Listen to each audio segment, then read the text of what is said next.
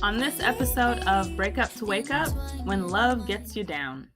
I had spoke to her a little bit, but she was definitely dodging me. She was not really giving me no play. Yeah.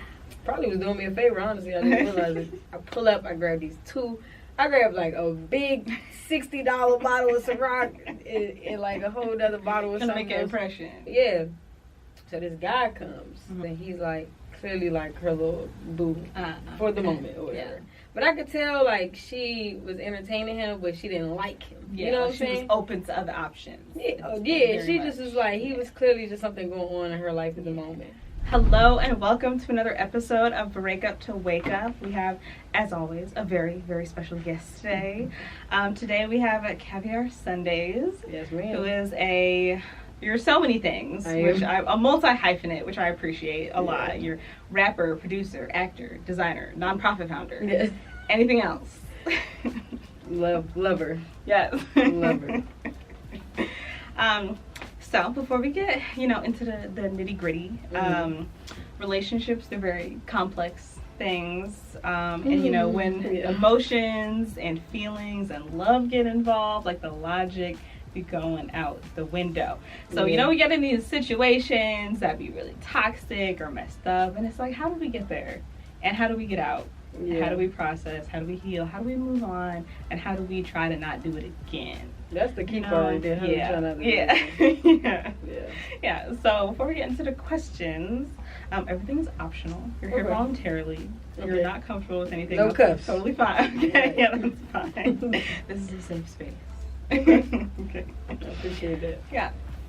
Okay, so I know there's one major breakup that you talked about in your little blurb, and you mentioned that it was pretty immature on both parts. So when you met this person, what are some things about you that you would say like were immature? Was it like your listening skills, your like arguing, were you like irrational? Like what things do you think weren't matured in you at that point? Definitely my listening skills. I had none of those. And I hadn't really been in that many relationships before that. That was my first monogamous relationship. Oh, okay. So I think at that time I was not good at validating feelings and experiences. I wasn't good at I could be a pretty nonchalant person at times.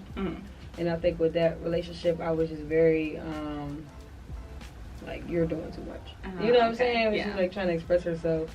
Or sometimes she will be doing too much. But that's not always the way to react or respond to somebody who's actually trying to tell you about how they feel. You know, so I think in that relationship, that's where I was mostly immature. Other than that, I feel like I wasn't as bad as I was being made out to be. Like there's worse out there. Absolutely. Oh yeah, definitely a lot worse. I think I ended up being worse following that relationship too. You know, so I mean I'm past that now, but yeah. That was take a sip. So tell me about how you first met and what attracted you at first. We first met at this girl I went to college with. Funny enough, this girl I went to college with, not her roommate, but the girl who lived next door to her was my actual ex-girlfriend. Okay. So I knew her and seen her all the time because I used to be with my ex-girlfriend all the time. And then she ended up moving to New Orleans. So she was living in New Orleans. She had,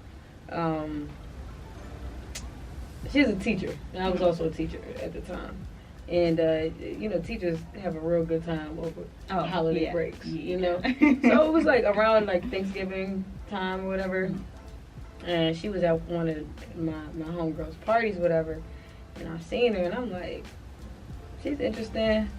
Something I gotta figure out, you know. So Thanksgiving goes by. Did you recognize her? From that was my first time seeing her. Oh, okay. So some time goes by, and I had spoke to her a little bit, but she was definitely dodging me. She was not really giving me no play. Yeah. Probably was doing me a favor, honestly. I didn't realize it. And then Christmas break came back around. So my friend, I had this girl in my mind. I'm like, yo, I gotta talk to her. Like, what's up?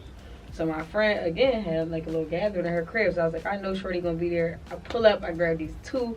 I grabbed like a big $60 bottle of Ciroc and like a whole other bottle of something. Gonna make an impression. Just doing way too much. I don't even drink no more. Like I drink wine, but I don't even drink hard liquor no more. Yeah, on special occasions and stuff. But so yeah. So that night I'm like talking to her, I'm flirting with her. You know, I'm trying to really just get in her vibe. And she's like kind of messing with me, but she's not. So this guy comes, Mm-hmm. you know, this guy comes and he's like clearly like her little boo for the moment or whatever. Yeah. But I could tell like she was entertaining him, but she didn't like him. Yeah, you know what I'm she saying? was open to other options. Yeah, she just was like, he was clearly just something going on in her life at the moment. And I was like, yeah, it's gonna be me. So some more time went by, and one of my friends, one of my homies is Chase B, who's Travis Scott's DJ. Mm-hmm. And Travis had performed at the House of Blues, and me and my best friend had went. And when we went, we walked by this hookah spot that's right across. Who's sitting in there? Oh, okay. So we sitting in there. Yeah, I'm like, yo, it's third time's a charm. Like, yo, I'm seeing her again. Like, you know, what's up? Mm-hmm. So that whole time, like, flirting with her a little bit, and she's giving me the hardest time in the world. I'm like, yo, I'm so used to just being a player. I'm like, dang, really give me a hard time? Like, what's going on? So that night, I had made a comment. That's when I used to have locks. And I had made a comment to, like, cutting my hair. And that's the only thing she said to me the whole night. She was like, you should definitely not ever cut your hair. Like, don't do that. And I was like, oh, so she like my hair. You know what I'm saying? I'm like, okay. I mean, people who like locks, it's a very strong allegiance. Mm-hmm. You know? So I think somehow, some way I finagled and gave her my number, got her number out of the situation, whatever. And then we had set up a date for probably like 3-4 days after that, and then we spent every day together until I left New Orleans through our relationship. It'd be like that. Yeah. Crazy. So you left New Orleans. So she was in New Orleans? Mm-hmm. She lived there. Like, so did you... Wait, I lived there and she lived there. Okay, gotcha. Okay, so you moved at some point. Yeah, and that was... Gotcha. That's kind of what also led to the breakup. Oh, okay. So you moved here while you were still together. I moved to New York at that time. Oh, okay, just jumping around. Yeah, I'll be living in a lot of places. I don't know where I'm going to after Atlanta, but it's somewhere. Yeah, so like when people ask me where I'm from, I say like, well, I'm from this place, or I spent a couple years here, and I was here. You know, it's like these were all formative places that I spent my childhood in DC and Maryland, you know, but after I graduated from Howard, I was up out of there. Okay. Yeah. Okay, and how long were y'all like together? I'd say a year and a half, 2 years maybe. Okay. So what were some things that were like going well at the beginning of the relationship? Like what was like? Man, she was just putting me onto a whole bunch of new experiences. She's the reason I love fine dining. You know, she's super intelligent. Went to Brown. You know, very very amazing on paper. You know, like just cause it was teaching me a lot of things and. I really got to learn a lot about myself. I was so nervous around her, like, the first couple times we kicked it. I was like, yeah. She's like, you're a realizable normal person. You know, we ended up really, like, loosening up to each other. But those are the things that go well. Like, we would go out to eat and have a great time. And our chemistry was really, really good. Mm-hmm. You know, like I said, she would teach me a lot of things, put me onto fine dining experiences. So I think those are the things that went really, really well. Okay, yeah. I feel like chemistry goes a long way. Yeah. So with those things, could you like pinpoint a moment where you were like, "Ooh, this might be something deep here," or you were like, "I'm in love," you know? Like I said, from our first date, we just ended up spending every day together. You know what I'm saying? And was that like instant connection? Yeah. Prior to this relationship, I had no boundaries whatsoever. So I think. For me, it was just a matter of like, oh, man, I really just like being around this girl. And at that time, I would just be like nose in the air. You know, like, what you got going on? I'm kind of like that. I'm definitely a romantic and practical lover. I have no problem admitting that. But with her, it was just like, you know what? Like, I'm really into it. I think she really liked my hustle. At the time, I was teaching, like I said. And in the midst of that, I ended up leaving teaching and going to start to work for Adidas. Oh, okay. So she got to see me go from one type of role to another. Were you designing there, or what kind of? No, I was a multitude of things there too. I was a brand ambassador and a visual merchandiser. Okay. So I pretty much did all experiential marketing and then did anything like in stores with teaching anybody at Foot Locker, Foot Actions, etc. All of them, teaching them the technology of the stuff that's coming out, helping out with releases, which eventually led me to opening stores in New York. And why I ended up moving to New York. Okay, another hyphen for the hyphen. Yeah, for sure. Yeah. Well, they also say that, I don't know who they is. I feel like they're relationship expert people and therapists say that like someone can only like hide their true self for like 3 months. But it's not true for me. I feel like that's been my point where like things start to fall apart after like 3 months, because that's when whatever facade somebody's putting on, that's when it starts to like fall away. I think some people could do it for longer. I agree with that. I agree. So do you think that, and that's what, and that's what like causes like the cracks in the relationship, is when what you thought somebody was, you find out it's not who they were. So do you think that was the situation in this case, or do you feel like it was what it was from the beginning, and like those cracks were there from the start, or did those cracks not show until a while in? Well, I have this bad tendency to overlook people's flaws. Yeah, don't you? Yeah. Alcohol was a big issue in our relationship. We lived in New Orleans, so of course it was. I think that the alcohol was the determinant in our relationship, in my opinion. Okay, so was there like a lot of like arguing? Okay, and it was like, was the arguing mostly like caused by like being under the influence of alcohol, or was it like arguing over how much alcohol there was? Absolutely. Every time either one of us would be drunk, there'd be some type of argument. Most times, like both of us being drunk at the same time. Okay, so like on both parts. Okay. Yeah, mostly her though. I don't have no point finger at this point.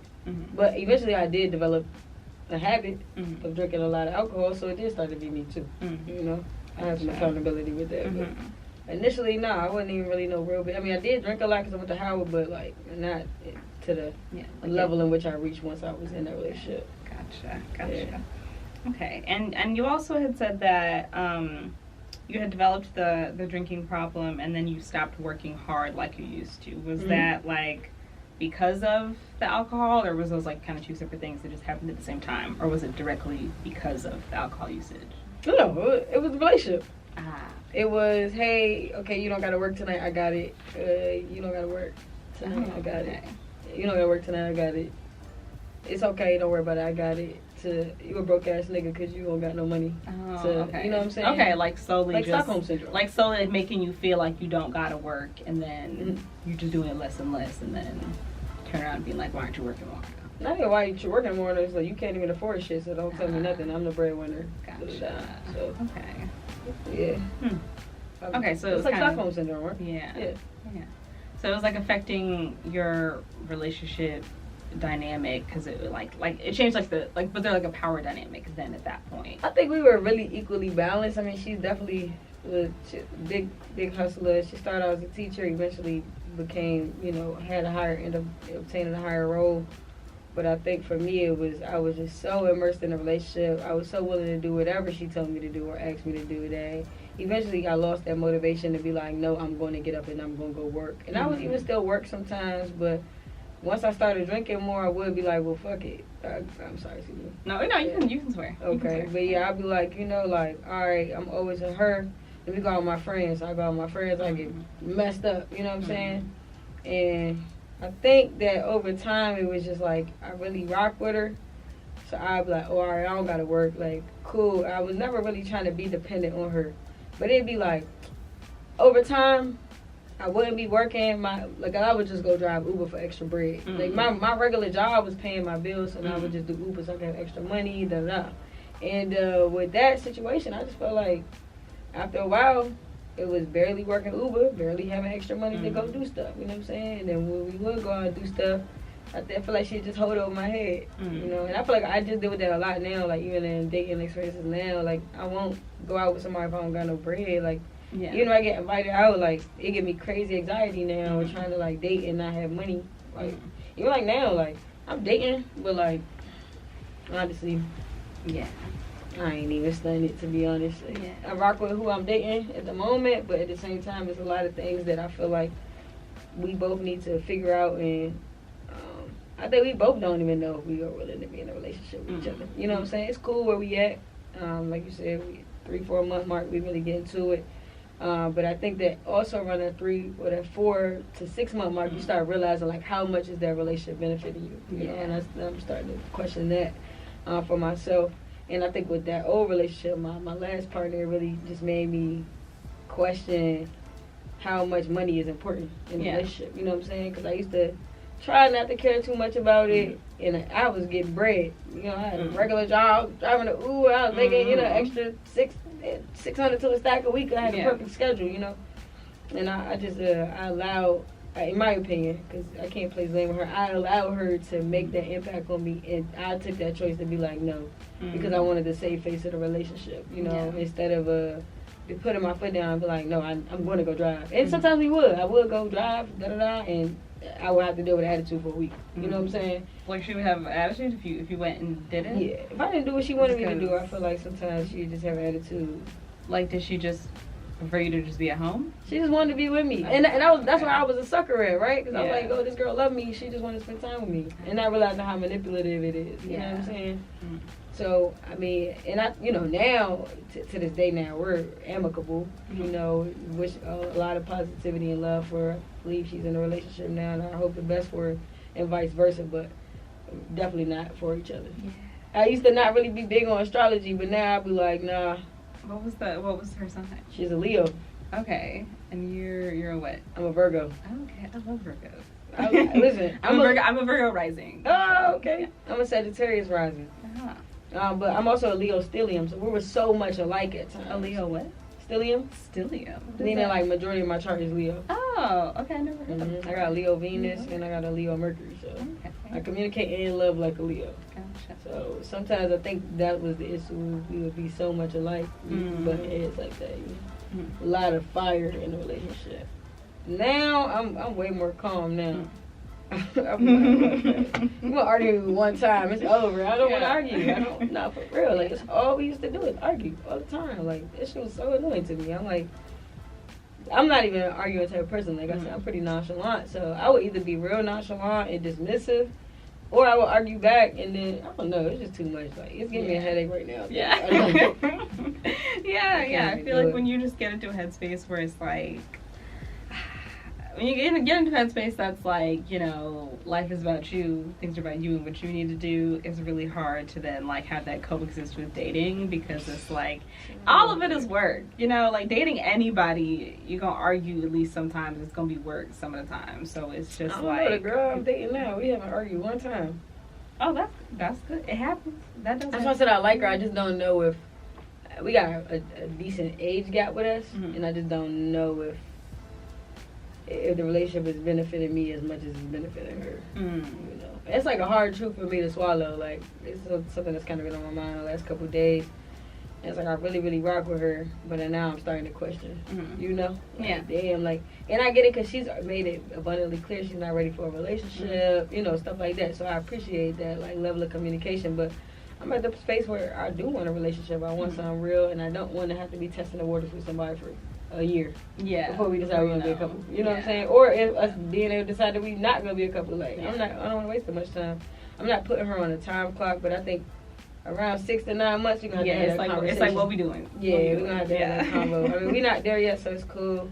But I definitely think about that a lot now. Like, I think my issue is from my past relationship, and I'm not saying this is what she's doing. But I think my issue from my past relationship is I accept the bare minimum from people when it's kindness attached to it, you know? And that's not always just enough. Like, I'm really a catch. I got a lot of great things going on. I'm a great lover, you know what I'm saying? I really know how to show up for somebody, and I need to make sure that I'm attracting the same and I want the same for me, and not just getting what I can have and what's convenient to me. Yeah, I think the conversations around, like, how relationships benefit you, like, just get so, like, muddled, because then it comes into, like, money, and you just want a person with money, and, like, gold diggers, and I think that money benefiting me in a relationship isn't always monetary, right? Because you could benefit me by teaching me something. If you're not teaching me nothing, and I'm always constantly the one teaching you, then sometimes, you know, it gets to being like, how am I benefiting from this interaction? And if it's like, if I'm calling, I'm texting, I'm reaching, you know, I'm showing up in all these ways, or am I being shown up? Being reciprocated. You know what I'm saying? And I mean, I think it's easy when you really like somebody to, like, overlook all that stuff. Yeah, for you know, it's like really easy to be like, well, it's okay, they'll do it eventually. But I'm starting to become one of the people that's like, look, if you ain't gonna do it from day one, don't even worry about it, baby girl. Like, I feel that. I want something real. I'm not trying to force it, but I feel like I don't know. I'm not 2023. Like no, like today over the last couple of days, I've accepted that I'm not accepting the bare minimum from nobody no more. Yeah. Even myself. Yes. So. Because how you treat yourself is the most important. Yeah. Yeah. I think in my earlier 20s, I think I definitely was in a lot of situations where I just wanted the person, and I was so focused on like what I was giving them to get them and to keep them, where it was like I would look up and I would just be like, why am I doing all this for this person? Like, why am I, like, where things would just be very one-sided on my end with like what I was doing versus what I was getting in return. And it was, but I think I also dated some people that were maybe not as in the position that I was.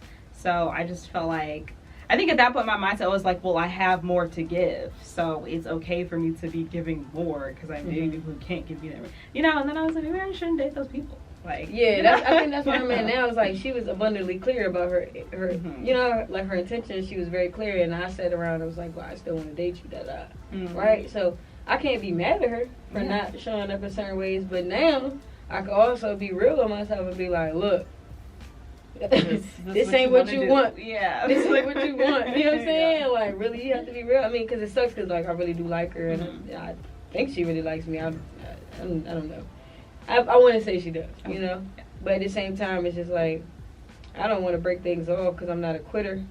But then it's also the question of, like, when are you going to start showing up? Is everything always on your time? You know what I'm saying? I start asking those questions as well.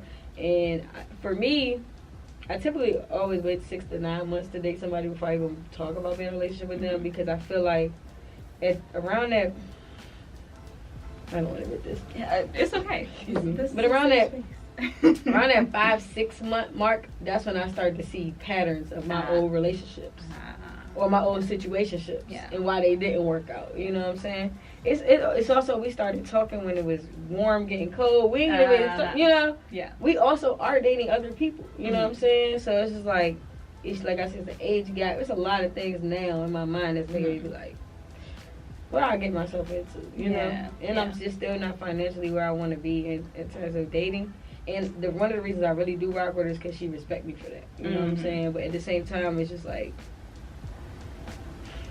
yeah, and then it's also I need to show up for myself. Yeah, and then it's also kind of like, you know, you have expectations for what you want out of somebody, but also sometimes people who say they don't want a relationship, it's because they don't want to give all that. They're just like, I don't want to do it. That's what. And I respect that. That's communicating. Yeah, I respect, because I respect the fact that she says she's still going to be dating other people. You know what I'm saying? I respect the fact that she says she's not ready to be in a relationship. Because to me, that's like communication. I mean, communication was an issue for us, but she said she would work on it. She has been working on it, but at the same time, it's just like, I don't want you to do nothing you don't want to do. You know, don't do it for me. Yeah. Like, do it for you, for the sake of any related, whether it's me in this spot or somebody else. And I feel like I come from a very healed space. I've done a lot of healing over the last few years. And I could just tell that her last relationship wasn't particularly the best, you know, to her. So I don't want to be a terror to her either. Yeah. But I also don't want to sell either one of us a dream or, you know, write a check that can't be cashed. So I'm definitely in that weird dating space where I went from like a year of no dating to getting back in the field, and now I'm just like, I want to go back to not dating. Right? Because the field be a lot. The field is real hood out here. I don't like using the G word, but it's real hood out here. On the next episode of Break Up to Wake Up, getting back to business. Were you having an awareness of like losing your power, like losing your agency? Yeah, I know I lost my power. This is the day I knew I lost my power was when I did not have enough money to like go get some food or something. And she comforted me in the situation, but it made me realize like, yo, you haven't been on your shit. Like, you've been up this girl ass so much. You can't even go buy food for yourself right now. You